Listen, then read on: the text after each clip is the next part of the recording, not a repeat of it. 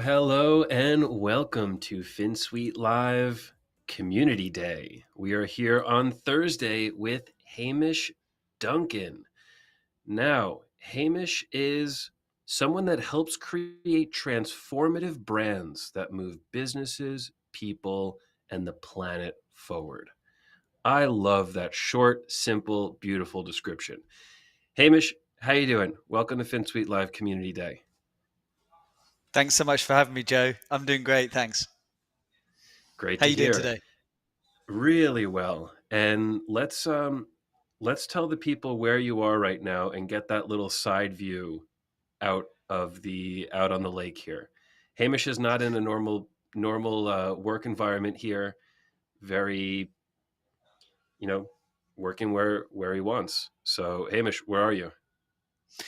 So right now, Joe, I'm in the north of Scotland. I'm in the Highlands of Scotland, and I'm in a shipping port called Ullapool, which is about an hour and a half from the very, very north of the mainland.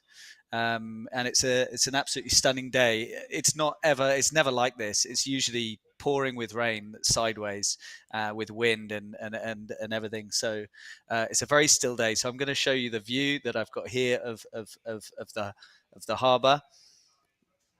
So this is the view south, and as you can see at the back of this loch, this is a loch here. At the back of this, you've got the lower bends and anns of the Highlands. The bigger stuff is behind you in the north, and then if you go out this way, you get the Atlantic Ocean. So a bit more over to where you guys are based. Nice. I love that. I love this working from anywhere kind of mentality. And as a lot of you can see, I'm not in my normal environment either. I'm on the road. I'm traveling. So it's really great that we can come together, do this, and not be inside the office. So really nice episode coming. We have a lot of really cool things to share. Hamish has a very interesting past, and I think a lot of talent that we're going to look at today. Before we get too far into that, let's say hello to the audience. Let's bring up some comments here. Hello, Rohan. How are you? Okay, Dale Jensen. Hello. Abby. Hey. Sean Duval. Hello. Walker.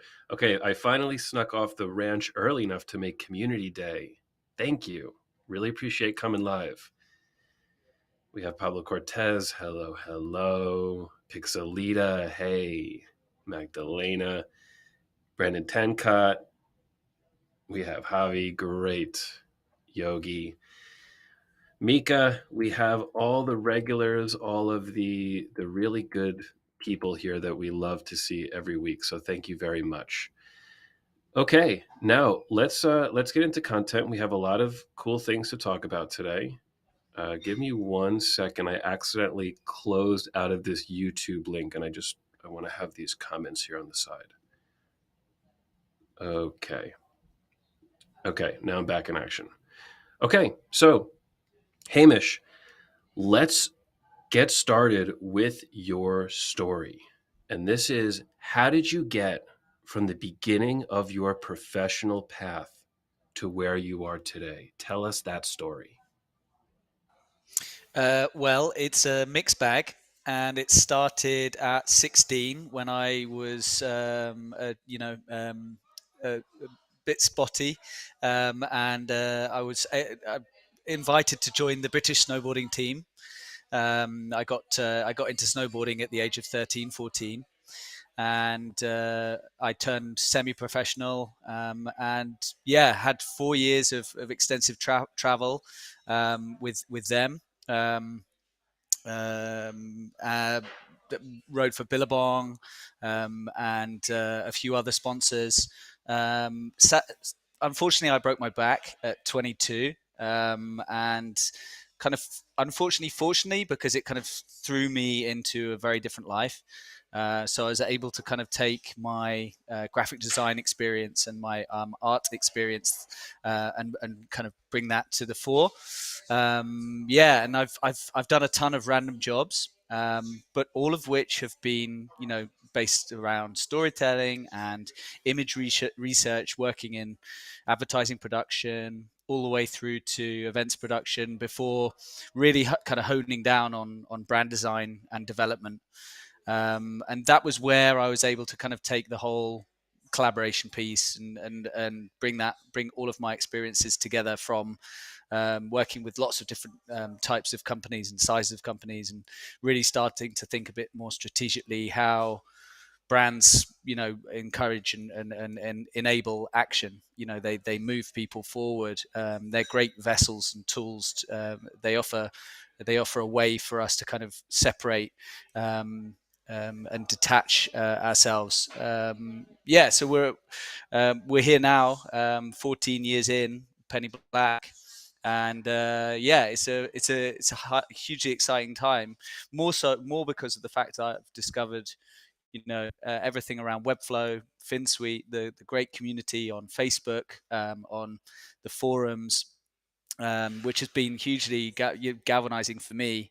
I think often you will have, and we live with an imposter syndrome. I'm not good enough. I'm not, I don't really feel that I can do all of this stuff. Often I would be commissioning a lot of graphics, or I'd be commissioning a lot of websites and things along the way.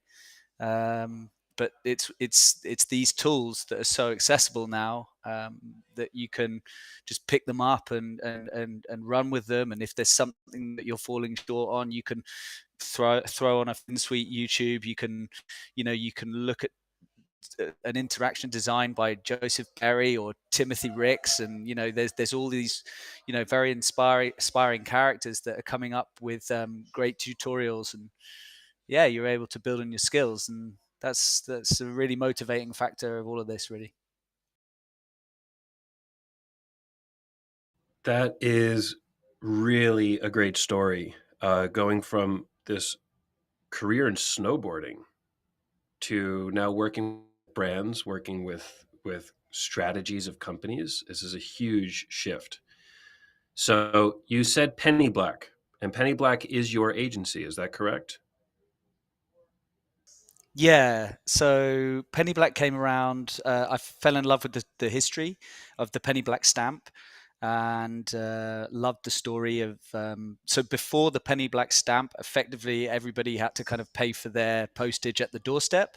So the post would arrive at the doorstep, and the postman would say, you owe me this much for this much mail. And at some point they turned around and said, look, we need a new system. And there was this whole systems change around putting a prepaid postage stamp. Prepaid postage was the Penny Black stamp. That was the first prepaid postage stamp ever created. And I love that idea of systems change. And with the focus now of Penny Black, working with charities like Protect Our Winters, working with Patagonia, and the challenge of our generation, which is climate change. I'm a big outdoor lover. I'm in Scotland right now, swimming in the sea, hiking mountains, being outdoors, in between working as well. I mean, I'm not working specifically this week so much, but yeah, it's the challenge of our generation. So it's Penny Black is on a mission to try and communicate, brands that are trying to make a difference. Yeah, I really love in your intro that you say that you create transformative brands that move businesses, people, and the planet forward. And you just touched on this a little bit. So you would say that Penny Black is really planet forward. That this is you're not just going to take on a project, you're going to take on a project that has some type of environmental meaning, people meaning, something that really speaks to you. Is that true? Is that kind of where you focus your energy? Yeah, so just recently, well, not that recently. Everything feels quite weird at the moment because of pandemic and the lockdown. But I don't know what recent is anymore. But COP 26 in Glasgow, which is the most recent kind of major environmental event. We were working with two brands at that event, two brand launches. But I'll mention one specifically. Actually, I can't mention the other one because it's a kind of massive corporation. But the one that I can mention is a small startup based out of Heriot Watt University in Edinburgh, and they've created a sustainable brick, a housing brick. So housing bricks in the UK, for example, we import 500 million bricks every year from all over Europe, Eastern Europe. They've been fired somewhere else, then they've had to be transported on a truck. So how do you kind of get around that problem of creating emissions, both in the transportation but also in the firing of the product? So they've created a construction brick from waste. So the special stuff, the glue, which is a private recipe, obviously, or a secret recipe. They've been able to kind of bond these bricks, and you can have any color you want. So they're working with really great architectural and design firms and brands, and they were launching at COP 26 at Innovation Construction Scotland, which is a kind of big unit in Glasgow that was profiling a lot of kind of innovative building construction businesses. And yeah, for them, we did a full UX design for their site, did all the kind of copy material behind it, the strategy behind the kind of look and feel, developing out their design system. Yeah, and those companies are very enjoyable to work with. They're inspiring. They're highly talented individuals. They have a huge depth of knowledge, which I don't know about, and I have to learn about this stuff. So I suppose what I maybe missed out on in the kind of background story bit is that research has been kind of a key theme as well. Like the research element of what I do is always kind of first and foremost. I love that bit. I love finding little pieces of imagery or little pieces of copy or words and things, and compiling them into frameworks, presenting them with the client, having that conversation, having that two-way conversation, and yeah, That's great. developing something new, creating something new. Yeah, and something important, something impactful. I think a lot of people listening may take some inspiration on the idea that you get to work on the projects that you want to work on. There are a lot of people that just start out in this industry and they kind of take any project, right? If you're willing to pay me money, I want to work with you because I need any project I can get. But now it seems you have built up your career to a point where you get to pick and choose the type of companies you work with. You're even attracting really specific companies that have an impact on the world and your work specifically. So that's great. Anybody listening, if you want to get into a niche, I feel like Hamish, you have done this. So as we continue this episode, we're going to ask more questions about this. We're going to talk more about it. Let's bring up a few comments. Pablo Cortez, great website. We shared the pennyblack.co website in the chat. Uh, thank you for that comment. And he asked, B corporation niche, kind of. Would you say that this is kind of that direction, this B corporation? Yeah, so B Corporation is actually the legal status of a B Corporation is very close to what's known as a CIC, which is a community interest company.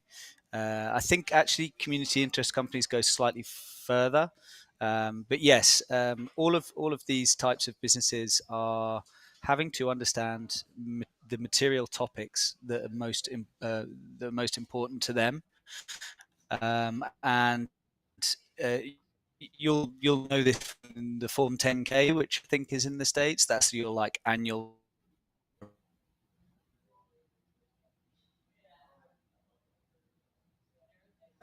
Um,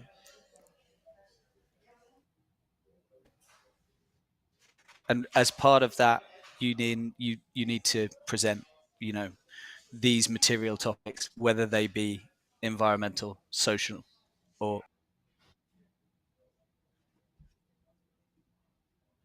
There seems to be a little bit of internet problem. Is that just on my end or is that on your end, Hamish? I don't know. Um, okay, it is on Hamish's end. So let's just get up some comments while we're getting him back. We have Michael Rose agreed to the pennyblack.co site. It's gorgeous. Josh Lowe, love the aesthetic of your website. Hamish, wah, chef's kiss. Love it. And great. Okay, so it looks like we're cut out. Okay, let's see. This is the first time. This is our first official loss of a guest on Community Day.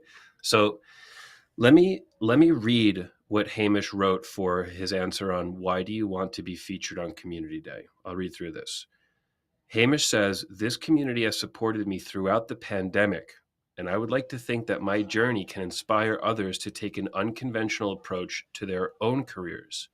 My approach has very much been to be in the middle of everything, but at the center of nothing, which personally helps me stay inspired and challenged.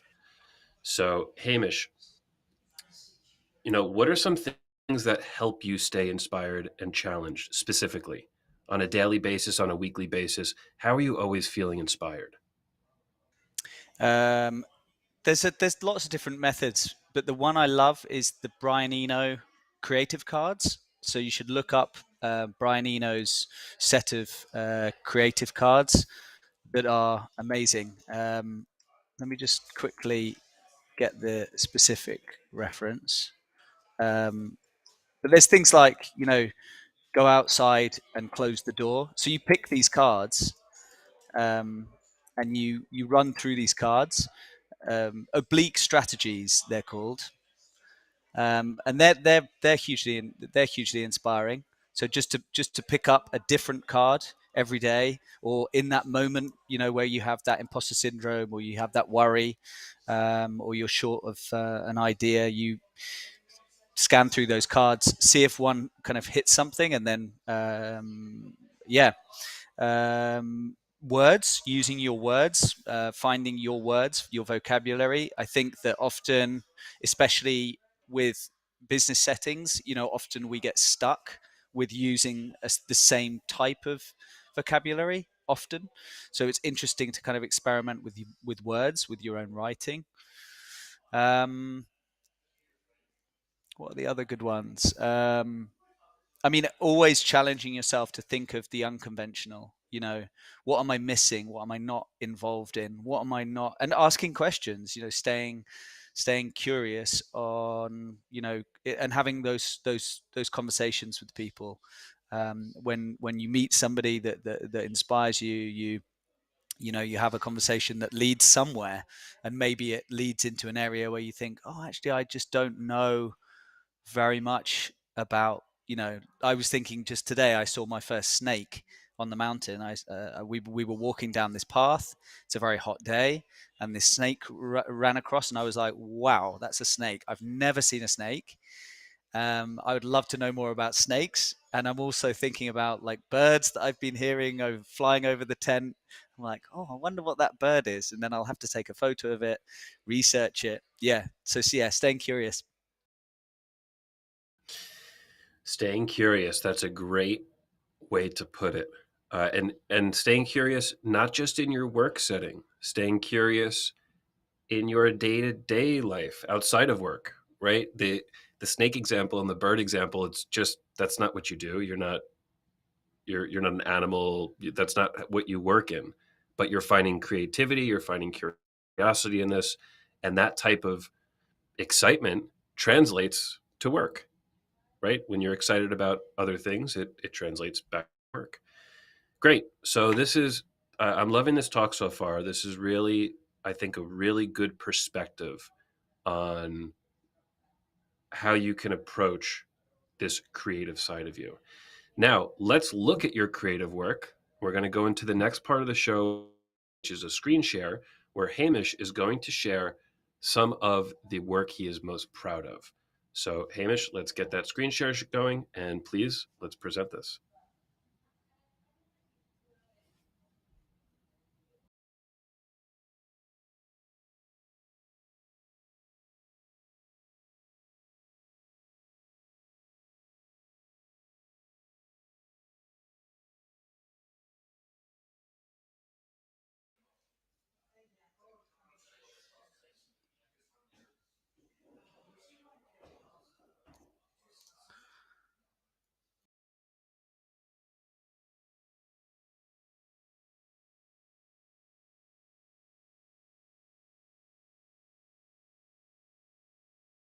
Okay, now I'm here. We're having a bunch of technical internet problems here.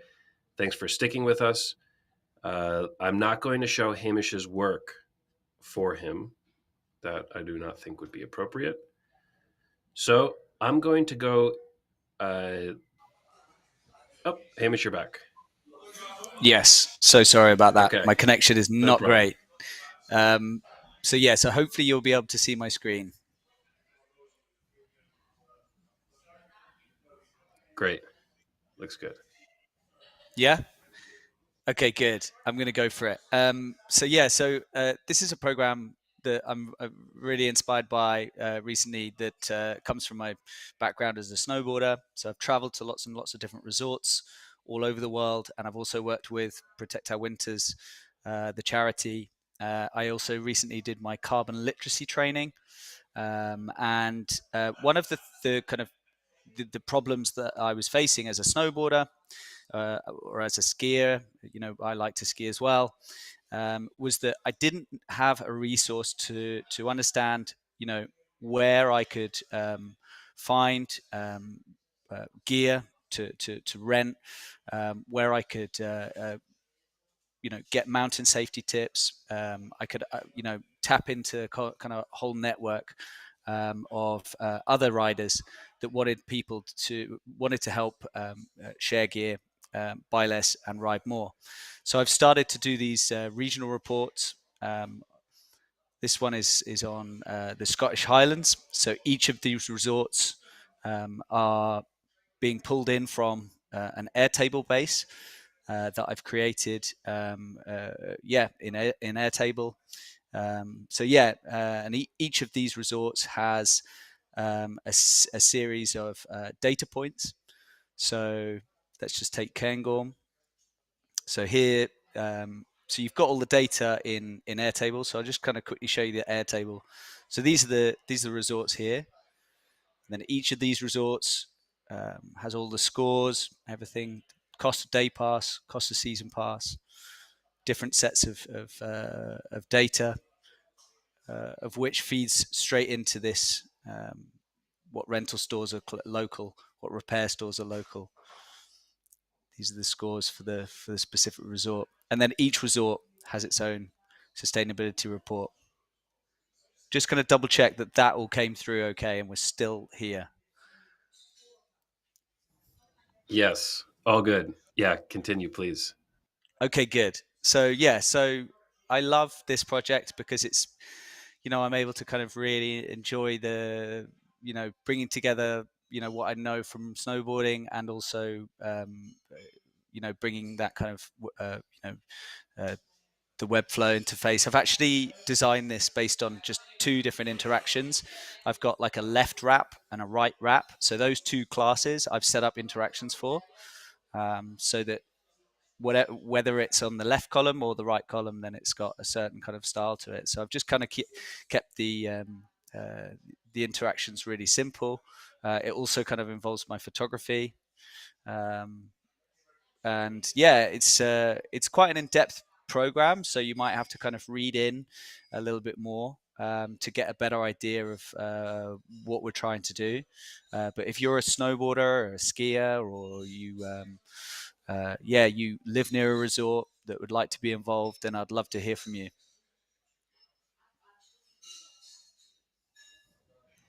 Very nice. And is there another site you're showing, or is that the preview for today? Yeah, so that's Outless, and then this is the Penny Black site. So slightly different. I just wanted to actually show you the like reference board. So this is a lot of Willy Fleckhaus, which is a German graphic designer. I love his work. He had a fantastic magazine called Twen magazine, and there's also some other work by, say, the New York Times. I love this kind of really bold, condensed sans serif. Um, yeah, Avant magazine is very cool. This kind of like lots of kind of column structures. Yeah, so a lot of the inspiration for the Penny Black site, this kind of outdoors stuff. I just love all of the like National Geographic magazine references. This has come into the Penny Black site, and it's actually really been an exciting project. Like that hillside there, like I've built that in After Effects. I didn't know how to design in After Effects before I made that. I just really got inspired by it, and it's actually a Lottie animation, which is amazingly lightweight. This is a custom font that I bought called Mfred2. I love this font. And it's a really cool project actually because the profit for this font goes to cancer charity. So that's like another like impactful design piece, which is really nice. And then we've got this kind of like nice little scroller. Yeah, and then you've got a bit more about like the scope of what I do, and then the different packages. Yeah, and this is like a Timothy Ricks bit of yeah. This is my friend Matt Ward's illustration, so I kind of commissioned a couple of little bits of illustration. I love this kind of transformation idea because of the whole transformation company vibe. Yeah, and the menu's nice and bulky. And then if we come to like the mission, this is like a Joseph Berry little arrow interaction, which I loved making. Yeah, it's so fun. Webflow, such a great tool. And we'll click through to It the is. approach. This is Here's another such illustration. a beautiful site here. Real like it's just really professionally done, and I think it really tells the story that you're trying to tell here. That you work on specific types of projects, you care about every past detail, every little detail, from the person who's creating the graphics to the typeface that's being used, all these little things, and the type of work that you're doing. So again, I'll say to everybody that's looking to really focus on a specific niche, you can design and you can style your site to be welcoming to that niche. And I think that you're doing this here. I think this type of site is going to attract these types of companies that care about environment, sustainability, people. So yeah, I love it. I love this scroll through. Great work. Brilliant. I'm really pleased. I'm pleased to share it. Thank you very much for letting me. Cheers. And please, yeah, there we go. The beer drink. That's what we want. Well, It's yeah, it's it's 5:30 in Scotland. That's what we have. We have a beer. I'm at 11:30 a.m. So I have maybe 30 more minutes for my first beer. I'm kidding. Okay, everybody in the audience here, please ask questions. If you're curious about the agency or this type of work, please ask these questions. We're going to be answering them throughout the episode. But now let's move on to talking about your key strengths and qualities. So, this is where you get to tell people what you do particularly well. If somebody were to come to you for work, what is your value proposition for for this engagement? So my art teacher always used to say that I was an original thinker. So I don't often like to kind of say that specifically, but I use him to say that that he said that about me, and it's always nice to remember the kind of the compliments that people give you and forget the disses or the yeah. So when clients approach me, I generally have a conversation around why are you doing this? Not what it is or how you are going to do something, but why are you doing it? And that kind of kicks off a bit of a kind of strategy session. Often I'll run a workshop over 1 to 2 days where we can play with some frameworks, and I'll just ask lots and lots and lots and lots of questions. And really it's a kind of a curiosity piece, uncovering what's going on behind the scenes.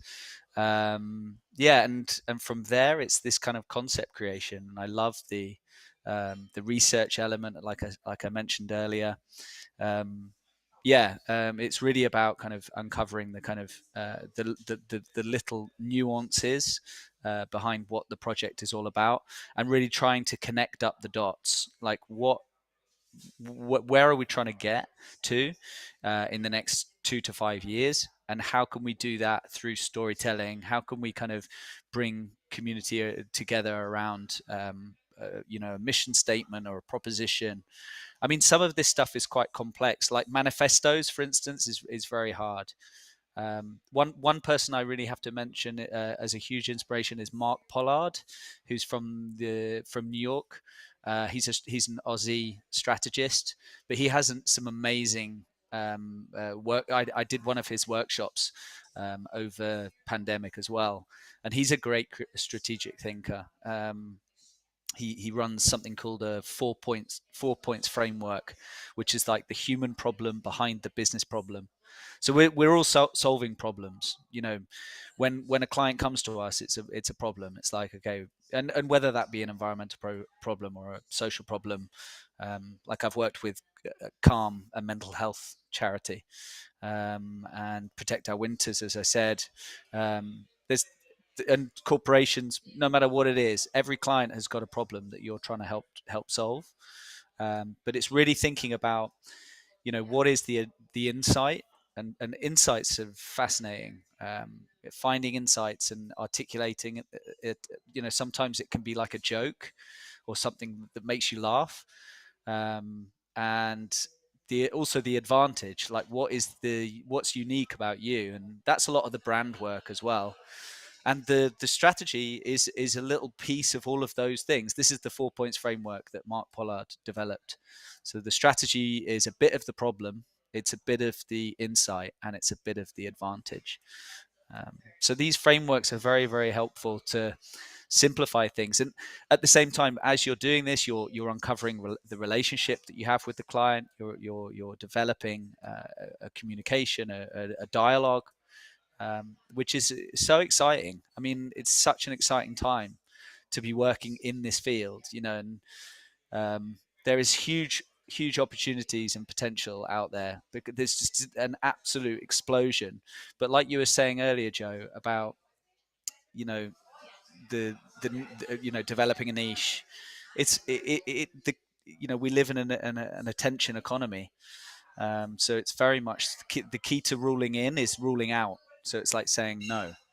That's no. I'm not going to. No, I don't want to do that. I don't want to do that. I don't want to work in fossil fuels. I don't want to work in tobacco. I don't want to work in just anything. I want to focus on something that I love, something that I'm going to develop a portfolio around, something that I can speak about with pride, and at the same time that you can, share in that idea with the people that are doing it. A lot of the clients that I work with, they have the same ideas. That's a really nice, powerful statement of everything you just said. I'd love to bring up this idea of strategic brand thinking, and this how you do so much research in this. I think a lot of people try to do branding and they just don't do that much research. They maybe do the surface level research, and they to really strategize a brand. I think you have to know that brand so well. So it's not a few calls and then you start the branding process or the strategy process. So for you, when you're researching, how long may that take for a client? Is this like a 1 week thing, a 5 week thing, a 5 month thing? How do you approach this? So most projects take between 12 and 18 weeks, and the research element is not only at the start, but it continues beyond just that initial stage. Um, but yeah, it's uncovering those small nuances. It takes time. I mean, if we think about a brand, like there's no brand until it inspires action, but there's no strategy until it inspires action. So unless something changes, unless something actually it grows a company. So one of the clients that I worked with was a company out of Brighton. They had an agency in the outdoor communication space, and they really wanted a new strategy, and they wanted to develop their brand. And I worked with a great designer called Owen Tozer, and one of the founders had come up with the name ACM, just a random acronym. So he'd gone to the bank, opened a bank account, and the bank manager said, "Okay, great. Now, what's the name of your company?" And he said, well, "I don't know. I just put something down." And he was like, "Well, no, you have to give me a name of the company, and then I'll make I'll create a ledger of it." And so he was like, "Oh, ACM." So Owen, during these sessions, came up with All Conditions Media, which was the name that they now have. So ACM, a random acronym, now became All Conditions Media, which says everything about what they're doing as a company. And that inspired them to grow from three of them to they're now 20 strong. They've they acquired a communication firm, Good Mood Media, in 2015, and they go from strength to strength. And they've developed a very unique property. Sorry about the background noise if you can hear a lot of chatter in the background, but yeah. Nice. All good. All good. Yeah. So this is a big process. It's a serious process if you do it right. And it sounds that you really do it right. I want to move on to some really good questions that we're having in the audience. And there's a few around this topic. Let's bring it up from Javi E. I noticed Penny Black has monthly, quarterly, and yearly unlimited plan scheme. I'm interested to know how this is working out over the traditional agency per project billing. And there's more people asking about this pricing strategy. So can you share how this works, and for anybody that wants to follow it, what they should be aware of if they want to follow it? Yeah, sure. So it's a big leap for us as well, because this is a new thing. Um, uh, yeah, the premise is that different types of different requests take different amounts of time. So obviously, adding those questions to the list, you have to be really you have to be really open with the client, to talk about exactly what the deliverables are, because obviously some strategic pieces can take much longer, or some identity pieces if it's more unique, like we have to develop a typeface, or we have to develop a logo that's going to be in motion graphic or whatever. Different things take different amounts of time, so that makes it slightly harder. I think the main thing to always remember with anything, I think that we often are always chasing perfection in this world, and I think that you have to be really open to, like, putting yourself out there, to have that conversation with the client, and then to just manage their expectations as you go, and to try and keep a kind of forever beta like mindset. Nothing's complete, nothing's permanent. That's all wabi sabi, by the way. If you want to look up Japanese philosophy called wabi sabi, it's hugely inspiring. But yeah, just to try and move with the client, make sure that you're not taking on somebody that's going to say, okay, we need 10 brands and all of them need 10 sites and we'd love it in in within the month, because it's like I do get, you know, that you need to deliver on something, but then you need to deliver on expectations as you go. Um, yeah. How would you So so how do you find it with expectations with clients, Joe? well, that's I don't know if that's an easy question to answer. Expectations are all over the place.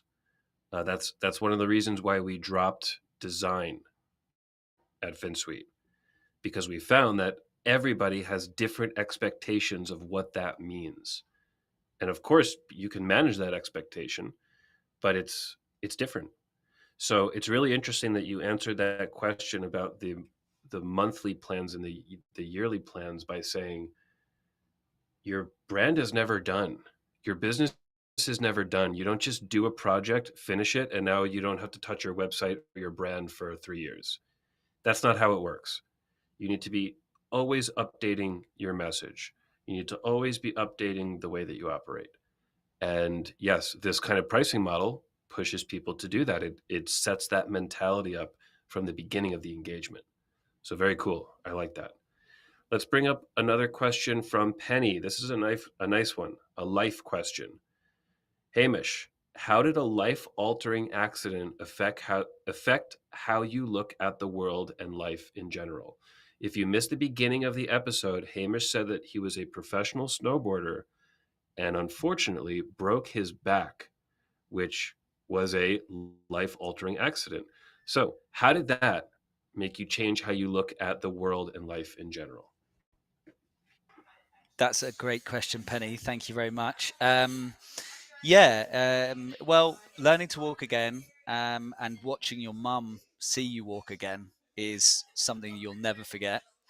And the world around you is very fragile, more fragile than you think. I think we live in a much finer balance than we kind of are used to, and I think that comes very quickly.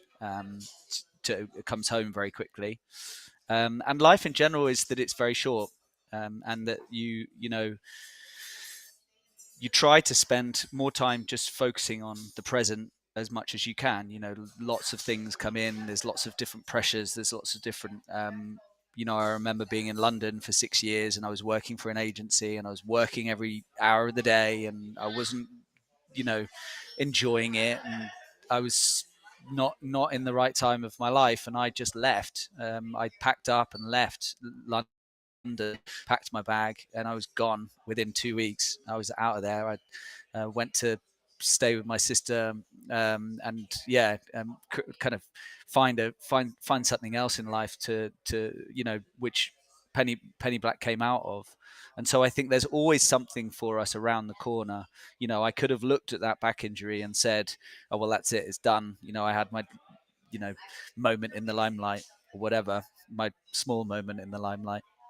um, but you have to get up, and you get out of bed, and you go again, and I love to run, I love to use my body, I love to go hiking, go swimming, and to yeah, it's something it's very hard to describe, it's very hard to explain that time. But it's something that I'll never forget. And I always feel like in the worst circumstances, whatever the worst times in life, I can always look at my legs and go, wow, they work. And I'm really pleased that they do, and I'm able to use them. And so, yeah, the appreciation part, the gratitude is very much there on a daily That's basis. great. So important. In anything you do, the thankfulness, the gratitude, this is key. And I love how you said that you're just ready for what's next. You're ready to iterate on your life decisions, on what you're doing. So that's great. This is such an important life thing, to not be stuck in the past or stuck in this one thing that you're doing. If you want to make a change, you can make a change and you can do something else. So that's great. Really nice answer to that. And now let's answer. These are good questions, so I'm going to continue with the questions. I've just got For a Pablo quick book Cortez, reference yes, for Penny, and that's Designing Your Life by Bill Burnett and Dave Evans. But I love that book. Designing Your Life, Build the Perfect Career Step by Step. It's got some amazing exercises in it. Bill Burnett and Dave Evans, Designing Your Life. nice. Okay, that's the recommendation. Check that out. And Pablo Cortez, your work is very original. Do you think originality is getting lost by tools like Reloom or Flowbase? Or do you think original design benefits such that original design benefits from these productivity tools? Um, yeah and no. No, probably no, because I mean, I think that they just make things quicker. I've definitely used the Relume library. Yeah, yeah, Relume. Shout them boys. They're excellent, and yeah, no, I've used their libraries. It's been excellent to um, speed up the process. But then everything is not set in stone. I'm not You're not having to kind of use exactly their designs. You're always able to kind of tweak those. So I wouldn't say just pull those designs out and then just leave them as is. Yeah, I would Yeah, take them with a pinch of salt, and then make it your own. It's just a way for you to kind of speed up the process of what you're doing. good answer. I like that. And we'll do one more question before we move on. This is another good one from Walker. How do you find, engage, and end up working with clients like POW? Yeah, they're amazing to work with. And they've just hugely inspiring. Well, for many reasons. They're it's part of. I'm inspired by what the work that they are doing. But yeah, they are also doing some incredible things that around community work on policy change in European government.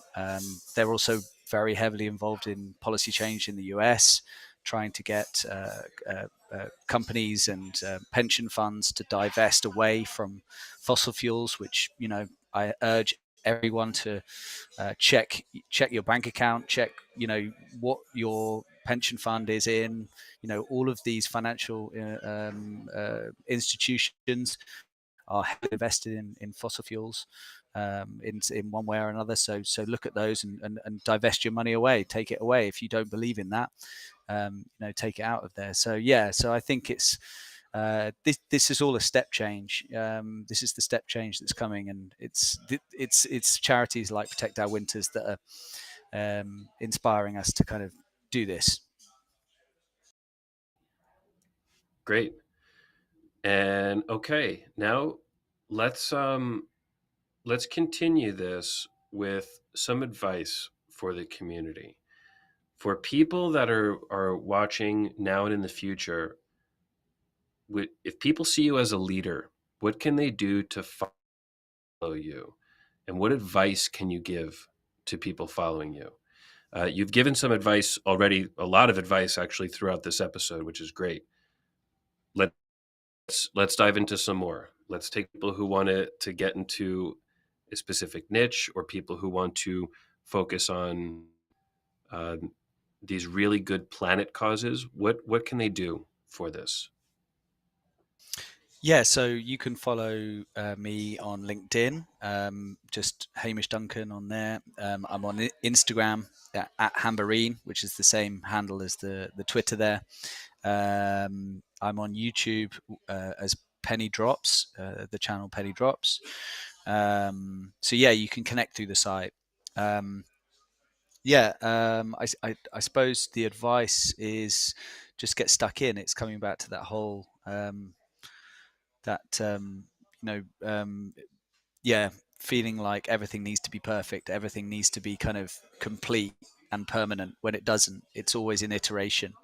And we all suffer from um, you know um, imposter syndrome, um, and feeling that we're not good enough. But I think it's jumping out of your comfort zone and sticking your hand in the air and saying, well, I've got something to show or say or do, and you'll be really surprised at the amount of people that are out there that are, yeah, gonna back you, and yeah, and show you the path that maybe has always been designed for you. It's as I said before, it's a huge world of opportunity out there as technology and everything. We all have smartphones in our pockets now.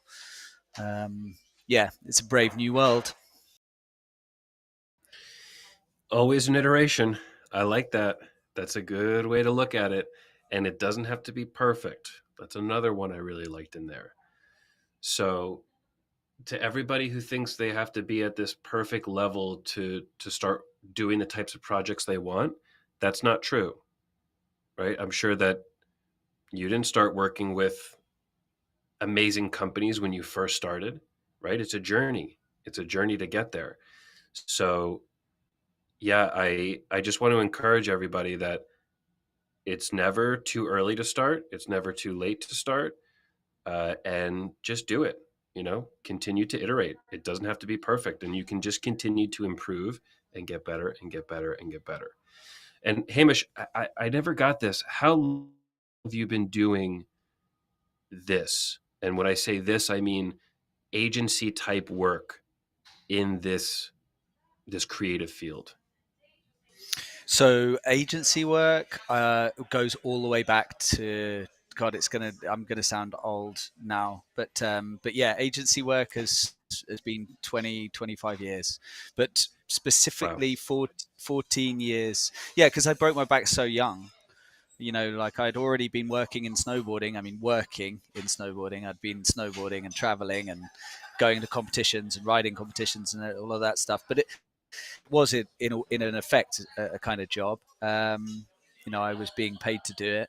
Um, but the agency side of things, yeah, came quick and fast. Straight after I left snowboarding, I was straight into that.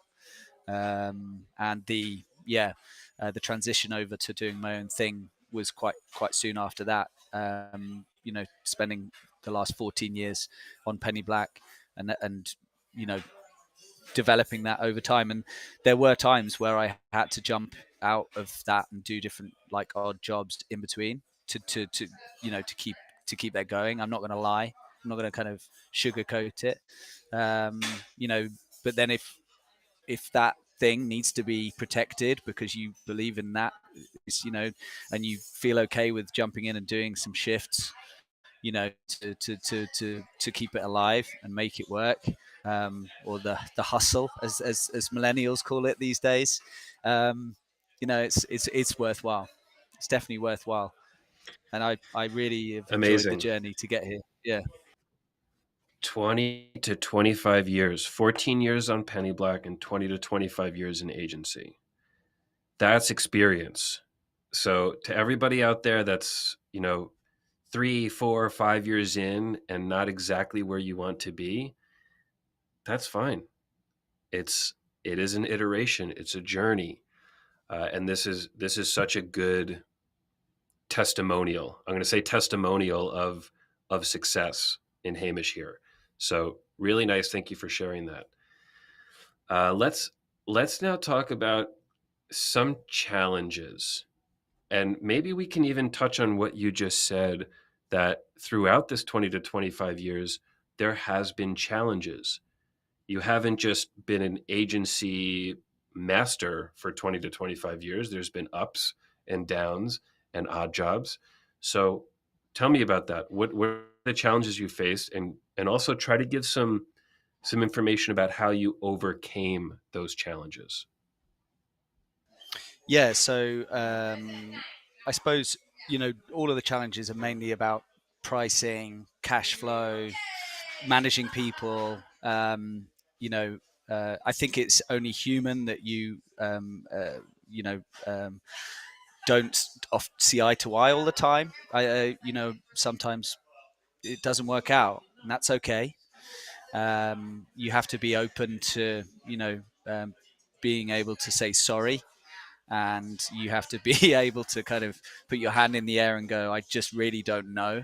I think I learned that I don't know, how vital that I don't know is. I learned that about kind of 15 years in, and it was like that was quite a tough change. I'd probably tried to squirm out of a lot of conversations, and you just can't do it anymore.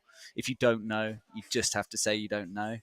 And on the advice bit, I think just reaching out to people you work with, clients, and the testimonials that I've had from clients, they give very genuine, um, really great feedback, and that tells you a lot about your own style and your talent as well, and that's super important. Um, and also to not take that personally, if there is criticism there, and to build on it as a kind of opportunity to learn. So if somebody says, "Oh, you came across, in that board meeting a bit, like this," then you can take that on board and think, okay, well, I'm going to work on, maybe winding my neck in a little bit or something. But yeah, like reaching out for help when you need it is really vital. And a lot of the message with the charity Calm, the campaign against living miserably charity that I work with, that's all about getting men to talk, for mental health reasons. Like my friend Nelson took his life in 2015 because he didn't speak about what was going on in his life. And off the back of that, we've now run a cycle event in his memory every year for the last 10 years. And 1,000 riders come to that event. And a lot of these riders have got sons and daughters who see this message of like, it's okay to talk, it's okay to not be okay. And to just, to speak to somebody about it. And that's a really important exercise, as well as raising the most amount of money. I think we're up to like nearly £600,000 over the last 10 years, so it's like one of the biggest fundraisers for that charity in the UK. So again, there's an opportunity to kind of take that very, very negative situation, and turn it into something that can be a very big positive step. So yeah, don't give up. That's the main thing. Don't give up. Don't give up. That is important. I really, as we're closing up the last few minutes here, that's a really important one for everybody. Don't give up. You're offering a new, let's say you have a new service, or you have a big challenge in your business where you're overworking yourself, or people in your team aren't happy, or don't just give up and shut down.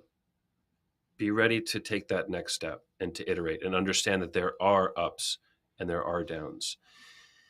Hamish, I have this feeling that you take so much more pride and excitement in the larger picture of your work than just the brand design, right? You like making websites, you like designing things, you like developing things, but I don't see that's where your true passion is. Your true passion is that overall end result. That like what you said in the very beginning. I'll bring this same thing up. This is so true. Hamish said, "I create transformative brands that move businesses, people, and the planet forward." And that's where the passion is. I feel it. It's really powerful. I think this is kind of the next step of designing and developing and being in this industry. It's doing it for causes that you're passionate about and that really influence you as a person. So this is powerful. I love it. I really hope that everybody on this episode learned a lot. Learned a lot from your experience. I know I did. I have a lot of new thoughts and a lot of new ways that I want to start thinking about things based on this episode. So thank you very much. We will close with one last question, very important, from Zach Bujasia. What's the best beer in Scotland? Well, there is a lot, and I urge you, Zach, to come over and try them all, or not all at the same time. But yeah, there's great beer, there's great whiskey, there's great gin, and it's a beautiful country that we're all very proud of. Yeah, thanks, Joe, for today. I've really enjoyed this conversation and all of the questions Me from the too. community and comments. Big shout to the Webflow community and everyone on the forum and the Facebook group that have had to suffer my questions over the last 2 years that have been rampant and non-stop and endless. And they're like, who is this guy that keeps messaging the group? Just leave us alone. Let us get on with our day job. And I'm like, come on, help. But no, thanks very much. In all seriousness, thanks a lot. I really, really appreciate it. Thank you very much. Thank you, Hamish. I really appreciate that. Everybody, comments for staying in touch with Hamish are in the video description. Follow on Twitter, LinkedIn, all these different things. As we sign off, let's leave Dale Jensen's comment on the screen. Joe, I find these community day live streams and the people featured to start out interesting and end up inspiring. So, Hamish, you have inspired. Thank you very much. It has been a pleasure to have you on Community Day, and thank you, everybody listening, for your questions and your engagement during the episode. That's it. This is the end of the episode. We're at the top of the hour, and we will be here tomorrow for Build Day. We're doing some technical things. Okay, everyone, have a great rest of the day, and see you soon.